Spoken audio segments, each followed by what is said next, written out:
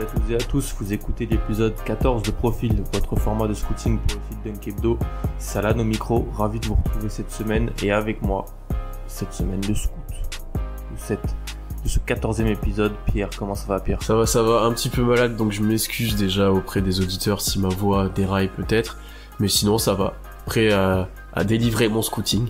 Ah, avec plaisir. Pierre, tu vas nous parler d'un joueur de Sacramento, Willie Cauley-Stein, on t'écoute, vas-y. Déjà c'était peut-être pas le joueur le plus intéressant que j'ai eu à scouter, mais c'était un plaisir de regarder les Kings parce que c'est une équipe que j'apprécie et qui est bien à regarder jouer, surtout maintenant qu'ils sont pas loin des playoffs. Donc au final c'était plutôt intéressant de regarder ce joueur-là, même si t'es un pivot et qu'on sait que j'aime bien les arrières. Donc drafté par les Kings en 2015, il est dans sa dernière année de contrat rookie, ce qui est du coup intéressant de voir c'est à quelle prolongation il pourra prétendre ou à quel autre nouveau contrat.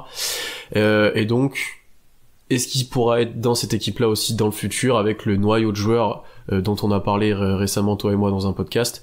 Donc ça sera intéressant de développer ce point-là. Donc Cauley-Stein, au début de sa carrière NBA, il avait principalement un rôle de second couteau, il était sur le banc, notamment à cause de Demarcus Cousins qui était le titulaire à l'époque, et le départ de Cousins son rendement ces 2 dernières années lui ont permis d'augmenter son temps de jeu qui est désormais à 28 minutes, qui est le 5e temps de jeu des Kings, et de starter tous les matchs cette année.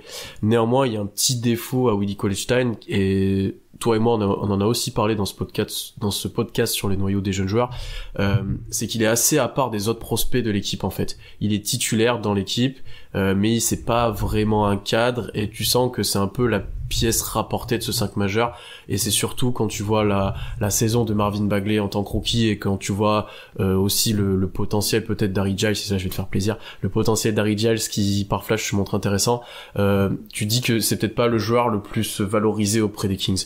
Au-delà de ça, il reste titulaire et il est plutôt indiscutable dans l'équipe, et je dirais pourquoi après, mais c'est surtout parce qu'il a un profil assez unique au sein de l'effectif. C'est le seul vrai poste 5 physique et athlétique, j'entends vraiment solide pour répondre aux éventuels gros pivots adverses qu'il peut y avoir à l'ouest, donc des Marcus Cousins, Steven Adams, des joueurs comme ça. Je vais d'ailleurs commencer par parler de son profil physique. Il est annoncé à 2m13, 108 kg et 2m21 d'envergure. C'est un beau bébé. Il est quand même, malgré sa taille, plutôt mobile, il est capable de courir, et je le trouve loin d'être lent en fait, notamment sur ses sprints.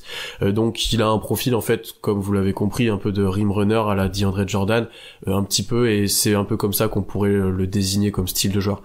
Plus en profondeur maintenant, offensivement d'abord, 12 points de moyenne cette année et 2,5 passes décisives, j'en parle parce que ça sera important pour la suite.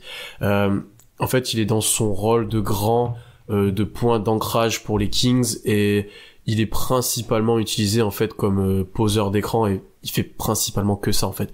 Donc il pose des écrans pour les autres joueurs, et ensuite il est que utilisé sur du rollman. Il va tout le temps au cercle, il est pour l'instant pas capable de tirer à mi-distance.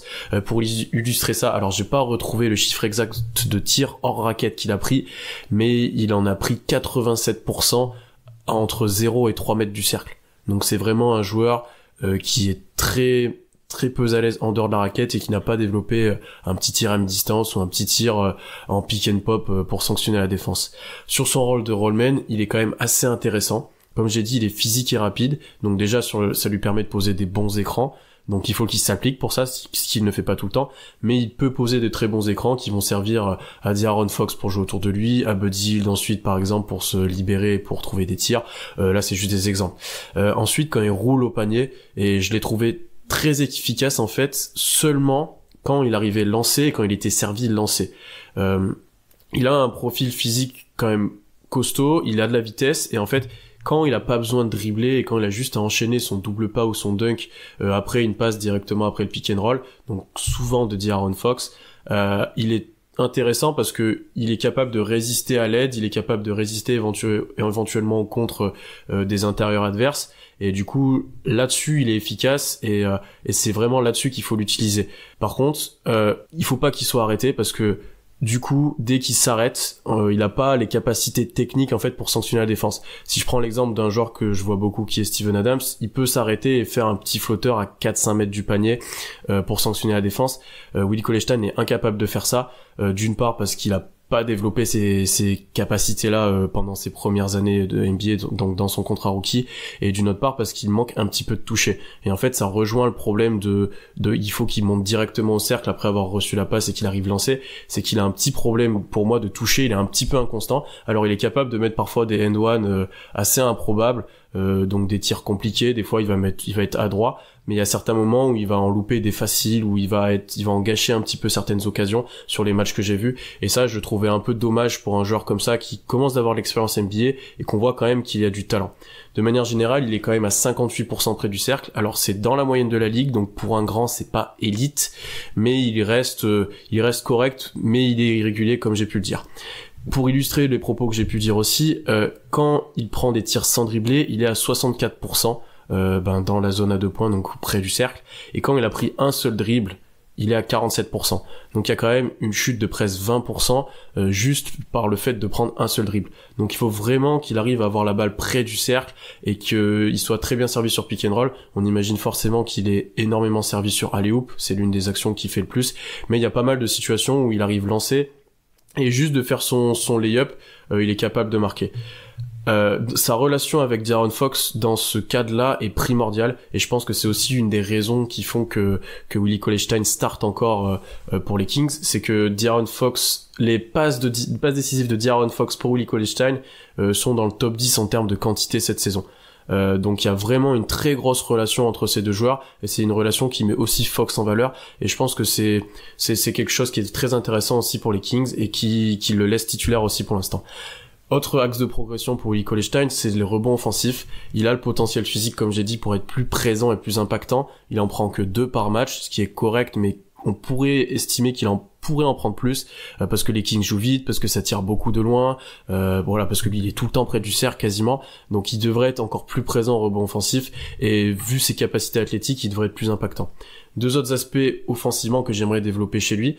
D'abord, j'en ai un petit peu parlé, c'est sa capacité de courir en transition. Donc les Kings, on le sait, on l'a déjà décrit un paquet de fois, jouent très vite, ont toujours cette tendance à relancer le jeu, à essayer de trouver un tir en transition. Et en fait, Willie Cauley-Stein, il y a certaines actions, il le fait pas tout le temps, mais où il est capable d'arriver de la zone de défense, de sprinter, de passer devant son joueur et d'arriver en avance et d'être servi en trailer sur la fin de transition, et là de sanctionner du coup parce qu'il arrive lancé et qu'il est capable de marquer. Il y a plusieurs actions, notamment je crois qu'il y en a une contre Oklahoma City où il le fait, il y en a une contre les Clippers aussi, et là j'ai été même surpris de le voir arriver aussi vite en attaque et pouvoir sanctionner de cette manière-là, et ça serait très intéressant et pour lui et éventuellement pour les Kings dans le futur s'il pouvait le faire de manière beaucoup plus constante. Maintenant, le dernier point que j'aimerais aborder, c'est son jeu avec ballon. Donc j'en ai pas parlé jusque là, et j'ai parlé que dès qu'il driblait c'était compliqué, mais ça se ressent en fait. Dès que Willie Cauley-Stein a le ballon arrêté où il est censé créer, il est en grosse difficulté. Son jeu au poste, sur les matchs que j'ai regardés, il y a dû avoir 1 ou 2 situations où il était servi, et peut-être 1 ou 2 où il s'est retrouvé au poste sans vraiment le vouloir, peut-être à l'issue d'un pick and roll, et ça a été très compliqué pour lui de se créer un tir ou de créer du jeu à partir de cette situation-là. Donc c'est vraiment quelque chose où il a une marge de progression énorme et où il a énormément de travail aussi à faire. Aussi, les Kings utilisent souvent leur poste 5, et c'est notamment le cas avec Harry Giles en poste haut, où il lui donne la balle, et où par exemple Buddy Hield et Bogdanovic vont graviter autour de ce joueur-là pour chercher les backdoors, pour chercher les tirs à 3 points, et il y aura des écrans non porteurs autour de ça. Et en fait, quand Willie Cauley-Stein a la balle dans cette situation-là, il est censé normalement créer pour les autres et chercher les passes décisives près du cercle ou sur les tirs à 3 points. Et là aussi, encore une fois, je l'ai trouvé peu à l'aise, parce qu'il est parfois forcé de dribbler, donc il est en difficulté. Des fois, il oublie un petit peu les solutions, ou il les voit trop tardivement, ce qui fait que le panier n'est pas marqué, ou la passe n'est pas possible. Et il y a aussi certaines passes parfois qui sont assez mal assurées, où on voit qu'il fait le bon choix, qu'il a vu la solution, mais sa capacité de passe ne lui permet pas de sanctionner la défense adverse. Donc sa capacité de passe n'est pas élite pour un pivot, et sa capacité de dribble encore moins. Dès qu'il dribble, ça devient vraiment compliqué. Défensivement maintenant, sa défense et son profil physique, donc comme j'ai dit, qui lui sont associés, font pour moi qu'il est encore sur le terrain pendant toutes ces minutes à la place d'un Bagley ou d'un Harry Giles. C'est non pas qu'il est élite en défense, mais parce que c'est le seul potentiel protecteur de cercle des Kings. Harry Giles c'est encore très fin, Bagley joue exclusivement poste 4 là quasiment, enfin on en a parlé déjà tous les deux. Une première analyse, c'est que il est archi protégé sur les switch et sur les pick and roll en fait. Donc les Kings sont pas une équipe qui joue énormément de switch sur le pick and roll, ils défendent pas de cette manière-là, mais en fait Willie Cauley-Stein, c'est flagrant que ça arrive que en cas d'urgence extrême en fait, et qu'ils essayent au maximum qu'ils se retrouvent jamais sur un guard, et du coup ils utilisent beaucoup le drop sur le pick and roll, et il est assez médiocre je trouve sur ces situations. En fait il se perd souvent, il anticipe parfois trop en fait le pick and roll et l'attaque et le drive du meneur adverse par exemple. Et du coup, il se retrouve en difficulté pour reprendre le pivot adverse, et l'aide vient moins bien aussi, et en fait, il anticipe parfois trop sur cette défense-là. Donc certes, il est pas énormément aidé par les défenseurs extérieurs des Kings, j'ai trouvé aussi qu'il était parfois en difficulté sur ces situations-là, mais je le trouve souvent, voilà, il anticipe de manière abusive, et du coup, il a du mal à tenir le rollman et à reprendre ensuite son joueur en défense, en fait, tout simplement. Un point positif, par contre, c'est qu'il arrive quand même à bien compenser ce problème-là, parce qu'il a un timing très intéressant au contre, et que il est quand même capable de se rendre compte de à quel moment il doit sauter, il doit rester les pieds au sol, et de bien contester les tirs une fois qu'il est en retard en fait. Il y a plusieurs situations où il est complètement pris sur le pick and roll, et en fait il arrive rapidement à reprendre son joueur, parfois par derrière, et à le contrer avec un très bon timing et sans faire faute. Et je pense que ça c'est peut-être une chose où il a bien progressé depuis son entrée à NBA, c'est sur une meilleure intelligence de jeu vis-à-vis de ça, même si c'est loin d'être optimal, loin de là, mais il est peut-être un petit peu moins naïf que quand il arrivait en NBA.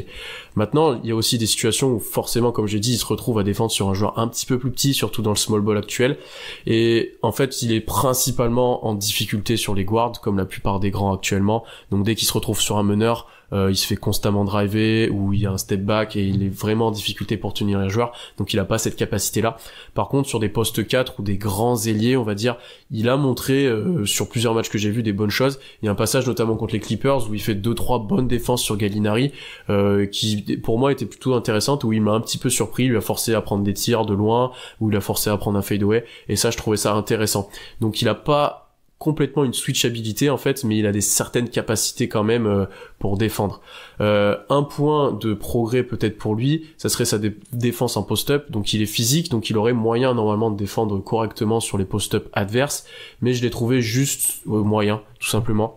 Donc il fait le taf, principalement mieux que son backup qui est Harry Giles, mais il est pas élite là-dedans non plus. Et autre point de progression, ça serait son placement sur les rebonds et sur ses box-out. Donc il prend pas mal de rebonds, il est plutôt bon dans ce domaine-là parce qu'il a un impact physique fort, encore une fois, mais il pourrait en prendre encore plus. Il se fait encore une fois dépasser souvent par manque de rigueur en fait dans ses écrans retard et dans son placement en fait, et souvent aussi le fait d'être en retard sur le pick and roll va le mettre en retard sur le rebond pas mal de fois.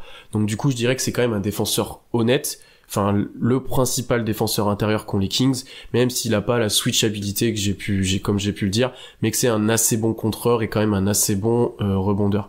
Maintenant vis-à-vis de son futur, je pense que son futur aux Kings sera compliqué. Comme je l'ai dit, tout le monde peut à peu prévoir que le 5 ultime des Kings, en gros, ce que tout le monde espère, ça serait peut-être Fox, Hill, Bogdanovic, Barnes et Bagley, et que Harry Giles montre des très bonnes choses, donc c'est un peu la pièce rapportée, et peut-être que son futur sera plat ici, mais il a quand même un profil intéressant pour eux, parce que c'est le seul rim runner, entre guillemets, qu'ils ont, donc ils pourraient peut-être le garder s'ils demandent pas un salaire trop élevé, ce que j'ai du mal à le voir faire. Donc pour moi, il va demander peut-être un salaire un peu trop élevé aux Kings, et les Kings ne vont pas s'aligner, et une équipe qui est à la recherche d'un pivot qui reste quand même jeune, qui a quand même une bonne marge de progression, sera intéressée. Par exemple, peut-être Charlotte qui a une lubie des pivots depuis un moment, ça serait peut-être une recrue qui pourrait leur parler. Merci beaucoup Pierre. On note que malgré ta maladie, tu as réussi à terminer ce... Ouais, j'ai bugué quelques fois, je m'en excuse. Pas de souci. Merci beaucoup. Tu parlais du profil défensif de Cauley-Stein. C'est pour ça qu'il avait été drafté si haut, en fait, par les Kings. Donc, t'as été surpris de le voir peut-être pas être le défenseur qu'on prévoyait qu'il serait, ou qu'on peut lire dans certains endroits. En fait, je pense que tu vois certaines qualités qui font de lui un défenseur correct, mais il y a peut-être un petit peu d'inconstance. Et après, peut-être aussi comment les Kings défendent, ça lui permet pas de s'exprimer complètement. Après, ça reste quand même un joueur où dans la NBA moderne, il est pas capable de switcher, donc ça c'est une difficulté pour lui. Mais je pense qu'il pourrait faire mieux. Il a encore une marge de progression en fait là-dessus. Et je pense que je suis pas déçu de ce que j'ai vu en défense, loin de là. Mais vu le profil à sa draft et peut-être ses premières années, on pouvait s'attendre à ce qu'il progresse encore plus dans cet aspect-là, et peut-être qu'il stagne un petit peu là ces 2 dernières années en fait. Petite question que je voulais te poser, surtout parce que c'est un joueur que tu vois souvent. Par rapport à un joueur comme Nerlens Noel, qui est un pivot, qui a des capacités similaires, qui était aussi une grosse recrue à Kentucky. Colstein a joué plusieurs saisons. Et qui tu trouves peut-être plus impressionnant ou je sais pas. Ouais, le problème c'est qu'ils ont pas le même rôle, déjà parce que Nerlens Noel joue moins longtemps et du coup est beaucoup plus énergique. Déjà de base je pense que c'est un joueur beaucoup plus énergique et qui est beaucoup plus dans l'envie que Willie Cauley-Stein, et aussi Nerlens Noel est beaucoup plus aérien, il va beaucoup plus sauter, être au compte, ou Cauley-Stein là comme j'ai pu le dire, des fois essaye de contrer proprement, essaye de pas faire faute, et je pense qu'il a progressé là-dessus d'ailleurs sur ses premières années. C'est difficile à dire. Ça reste des profils un petit peu similaires. Comme tu l'as dit, ils font presque exclusivement que des dunks ou des tirs près du panier. Défensivement, il y a des choses intéressantes des deux côtés. Nerlens Noel a peut-être un peu plus de switchabilité. Il est peut-être un petit peu meilleur sur les guards pour aller chercher les ballons. Mais Willie Cauley-Stein est peut-être plus une assurance encore pour l'instant, en fait. Parfait. Merci beaucoup, Pierre, pour ce nouvel épisode de profil. N'hésitez pas, à partager, commenter, dire ce que vous pensez de Willie Cauley-Stein, et même proposer d'autres joueurs qu'on pourrait scouter d'ici la fin de saison. Il va falloir se dépêcher, il n'y a pas encore 20 000 épisodes de profil avant la fin de saison. Et voilà, n'hésitez pas, merci beaucoup encore de nous suivre, et puis salut.